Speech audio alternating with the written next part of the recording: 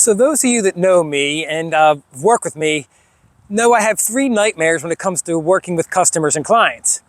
The first nightmare is that you get here and after your mandatory 2 years of living in Port St. Lucie, you don't like it. So remember, it takes about 2 years to have enough data where you can sit back and say, this really is for me or this really isn't for me. If you've done your research, there's less of a chance of that happening. But the second thing is you're in a house that isn't well constructed. That's why I watch the build when it's happening. I have inspectors ready to go before you close. I can kind of have a more direct effect on that one, but not always. Remember, as I said before, some builders are way better than others, and we have to know which ones to watch closely. So the third thing is no surprises, and that's what we're here to talk about today. One place where people get surprises is the property taxes. So let's talk about that.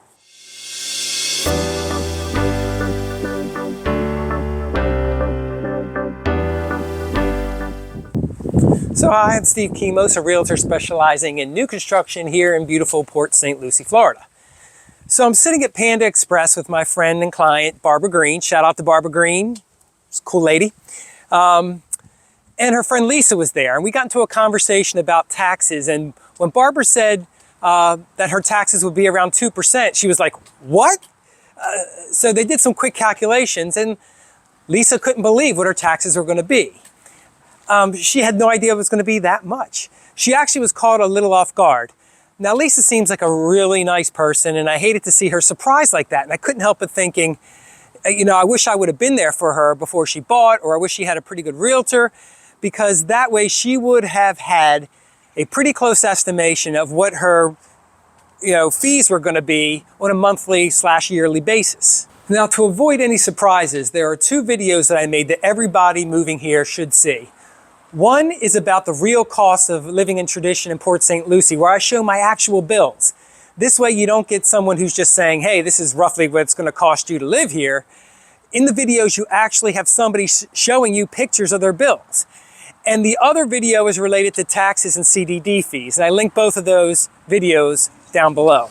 Now, beyond that, I came across what I think is a good video. Should be mandatory watching if you're thinking about moving to Port St. Lucie from in-state or out of state.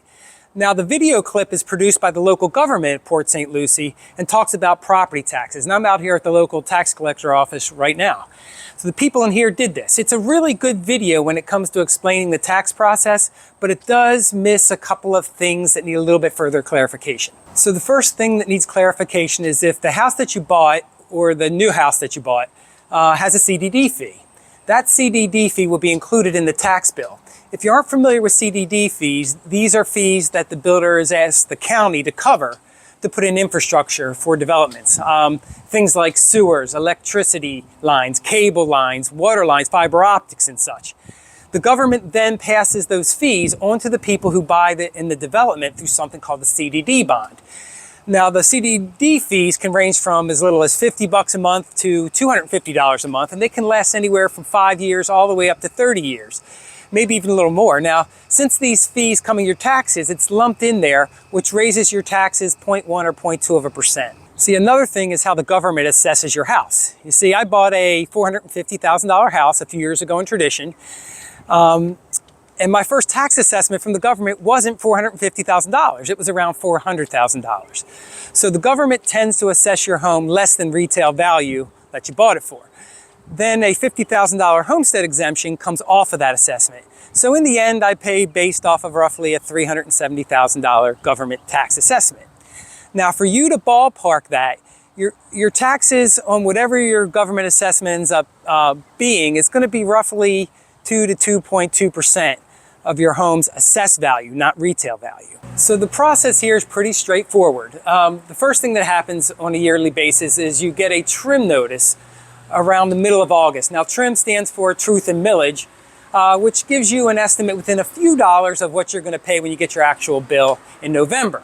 Now, if you pay that bill within the first month or so, usually you pay $1,000 less or so than waiting to pay to the deadline. Now, a lot of people do this, but some people don't, as they think they're going to make more money off the taxed amount sitting in account than they would if they do by paying early. So I'm one of those people that just doesn't want to deal with it and just pays early and takes the $1,000 discount. So those are the general points I wanted to make before you actually watch the video. Now sit back and watch what the government has produced, and if you have any questions, be sure to put them in the comments below, and I'll see you at the end of the video. In America, we all pay taxes. It's a fact of life. But have you ever taken a really close look at your tax bill? Let's take a look together and see how it affects you at the most local level. Property taxes are the single largest revenue stream for city and county governments in the state of Florida. But did you know that in each one of these counties, you pay several other taxing authorities? In fact, the city of Port St. Lucie only accounts for about 22% of your property tax bill. For many Port St. Lucie property owners, this is how it breaks down. Before we go any further, there's a few terms you'll see on your tax bill that aren't quite in our regular, everyday vocabulary. A property tax bill is based off ad valorem tax.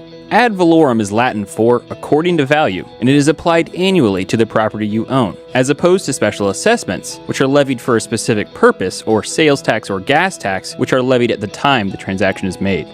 Because city government is closest to most people, many assume the city controls most of their tax bill. In reality, that assumption is completely incorrect. As we said before, the city's portion is less than a quarter of your overall bill. Ad valorem taxes are levied by several agencies, including the school district, fire district, county, and cities. These taxing authorities are responsible for setting ad valorem millage rates. There's another term that we don't use every day.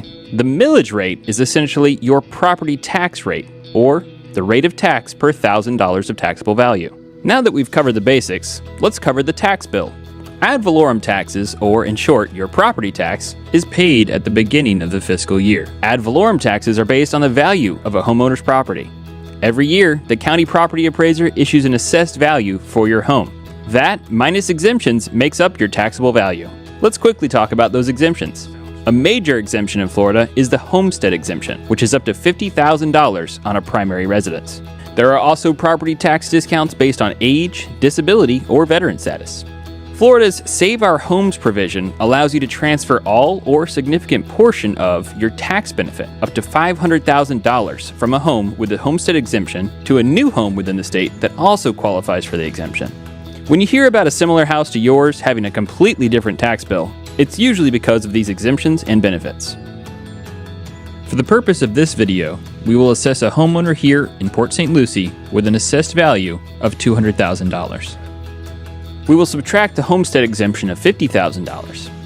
Now, the total taxable value of this particular home is $150,000. Next, you multiply the taxable value by the millage rate. As we said before, the city of Port St. Lucie is just one part of the matrix. These are the agencies that set the millage rates in St. Lucie County. Here's how they break down.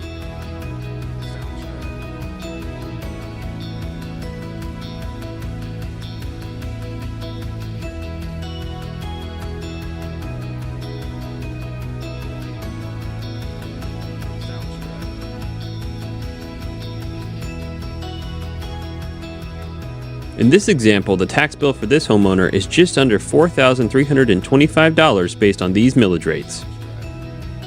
Some tax bills also include special assessments, which are yearly fees paid through a tax bill, such as your solid waste assessment for waste and recycling. Once the city collects its portion, we divvy it up between our individual departments that put the money back into our community through city services, improvements, and enhancements for our residents' quality of life. One of the City Council's top priorities has been to continue to lower the portion of the tax bill that we can control. If you look closely at the city's portion of the tax bill, you will see the city's millage rate has steadily decreased for the past 9 years. But please keep in mind, if your property value has increased, or if any of the other taxing authorities change their rates, your tax bill will change from year to year. In Port St. Lucie, the City Council and staff are working hard to continue to decrease the millage rate. That's one of the best things about living in Port St. Lucie. You get Florida lifestyle at the best value. Hey, welcome back. There are 2 points I want to make before signing off. Now, the first thing I think is very interesting is how people blame Port St. Lucie for the problem of higher taxes, when in actuality, Port St. Lucie is only a small percentage of your total tax bill. And they have reduced their millage rate for the past 7 or 8 years, actually lowering the overall taxes. It's the county and the other taxing authorities that drive up Port St. Lucie's taxes, making them one of the highest taxes in Florida. So the second point I like to always make is the same house in Port St. Lucie costs much less than other counties in Florida. Now, for example, if I move my house into Martin County, my $450,000 house is almost $80,000 more. If I move it into Palm Beach County, it can be as much as $100,000 more. Now, when you're making comparisons that are apples to apples, it always makes sense to buy in the lower taxed area. But in this case, it makes sense to buy the cheaper house in the higher taxed area. And what I mean by that is how many years of paying $2,500 to $3,000 less a year in taxes before you make up that $80,000 to $100,000 difference you saved by buying in Port St. Lucie instead of buying the more expensive house, the same house in another county. You might actually be dead before you even break even. So I hope that makes sense. If not, contact me. My information's on the screen in the description below, and we'll talk about it. So anyway, I hope this information was useful and that you're more prepared when moving to Florida, Port St. Lucie, or anywhere else for that matter. As always, if you have any questions, be sure to contact me. Like I said, my information's here on the screen and in the description below. And I'll see you in the next video. Bye.